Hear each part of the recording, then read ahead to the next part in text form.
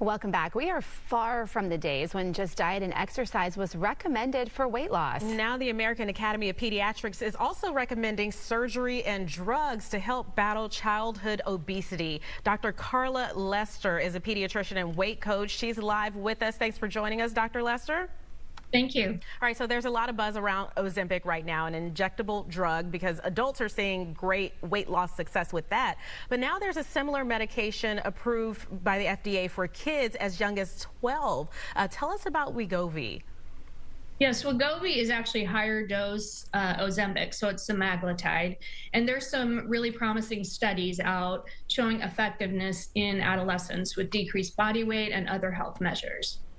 So obviously this is a drug that may be recommended to certain kids. What are the risks and the side effects?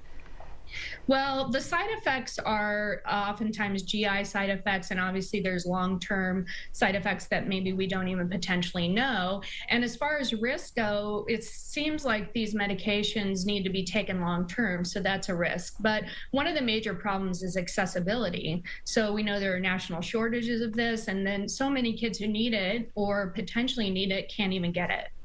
So when adults get off Ozempic, they often gain the weight back. So it's really a lifetime commitment taking that drug. Is the same true for Wegovy in kids? Yeah, I mean, potentially that's true. So it's really important that we take a lifestyle approach so that we look at the medications, especially for teens, as one tool in the toolbox. But we always have to work on health habits and supporting the family to make those happen. All right, so what happens when you do stop these drugs? You're at risk of gaining the weight back, or is this a case where then surgery might be recommended? Well, we've always recommended at some point, depending on the severity of the obesity and the comorbidities, so diseases like diabetes, bariatric surgery, so that has been a tool.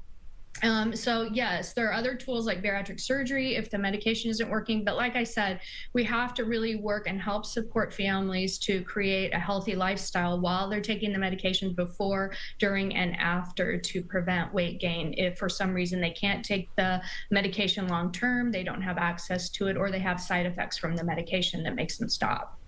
So a lot of times we just call this baby fat when we see kids who may have some extra weight. How exactly does a parent know if this is actually a problem and they should look into these other options? Well, for sure, working with your pediatrician. So we look at weight, we look at height. So looking at those measures separately, looking at all the causes and contributing factors, family history, health behaviors. So getting a full assessment and also following the trajectory of the weight gain. That can be super helpful. Obviously, if a child is young and they have developmental issues and they have something like hyperphagia, they may have some sort of genetic predisposition or genetic syndrome that needs to be evaluated. So the main thing is that we get a full assessment early on and that we start to talk to parents about how to create healthy habits within the home. We don't focus on weight, we focus on health, and then have these discussions openly with the family about all the tools that are available, considering like medication and bariatric surgery. All right, Dr. Carla Lester, the good first steps to take there. Thank you so much for joining us. Appreciate it. Thank you.